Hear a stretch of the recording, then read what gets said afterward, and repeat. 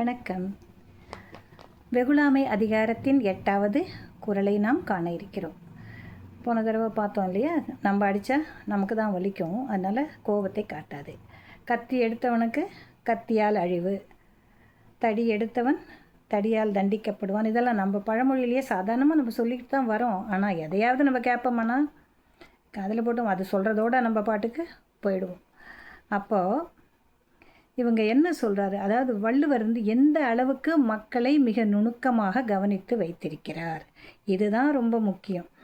அப்படி இருக்கும் பொழுது நாம் என்ன பண்ணணும், அவர் சொல்கிறத கொஞ்சமாவது காதில் கேட்கணும் இல்லையா. அவர் நேரடியாக இப்போ நம்மக்கிட்ட இல்லை, ஆனால் அதை சொல்கிறோம்ல, யாராவது ஒருத்தர் எடுத்து சொல்கிறோம்ல, அதையாவது நம்ம என்ன பண்ணணும், கொஞ்சோண்டு காதில் போட்டுக்கணும். அந்த காதில் வாங்கி வெளியில் விட்டுறக்கூடாது, அந்த காதில் வாங்கி உள்ளே வச்சுக்கணும்.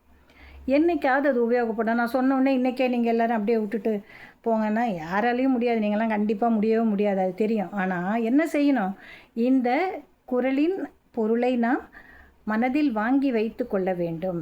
அப்படி இருக்கும் பொழுது என்ன நடக்கும், நமக்கு நன்மை நடக்கும், அவ்வளோதான்.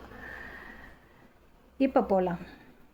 இணர் எரி தோய் வண்ண இன்னா செய்யினும் புணரின் வெகுளாமை நன்று.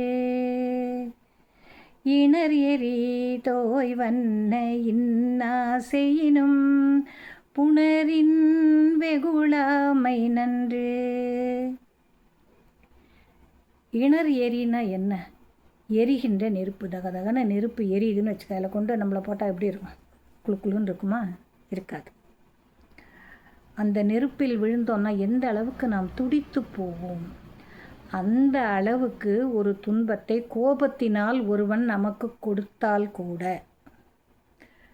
கண்ணை மூடி கோபது, கண்மூடித்தனமான்னு சொல்கிறோம் இல்லையா, அந்த மாதிரி கோபம் நம்மளை நெருப்பில் போட்டு வதக்கி வாட்டி வதை செய்கின்ற அளவுக்கு அந்த கோபத்தை ஒருவன் வெளிப்படுத்தினால் கூட, அந்த நேரத்தில் கூட நீ உன்னுடைய பொறுமையை இழந்து அவங்ககிட்ட கோபிக்கணும்னு நினைக்காதேன்னு சொல்கிறார். புணரின் வெகுளாமை நன்று. முடியாது, கண்டிப்பாக நமக்கெல்லாம் முடியவே முடியாது, கோபம்தான் வரும். ஆனால் இவர் அதுக்கே சொல்கிறார், மிக பலமாக கொழுந்து விட்டு எரியும் நெருப்பில் நம்மை இட்டு பொசுக்கினால் எந்த அளவுக்கு வேதனைப்படுவோமோ. ஏன்னா கோபமான சொற்கள், அதன் விளைவுகள் நம்மை அந்த அளவுக்கு பாதிக்கும், இது உண்மைதான். ஆனால் அப்படிப்பட்ட நேரத்தில் கூட நீ கோபப்படாமல் இரு. ஒருவனுடைய சினம் உனக்கு எந்த அளவுக்கு பாதிப்பை கொடுத்தாலும் அப்பொழுது கூட நீ உன்னுடைய கோபத்தை வெளிக்காட்டாமல் இருந்தால் நீயே மிகச்சிறந்தவன் என்று இந்த குறள் நமக்கு எடுத்துரைக்கிறது. நன்றியுடன் இன்று விடைபெறும் உங்கள் மணிமேகலை.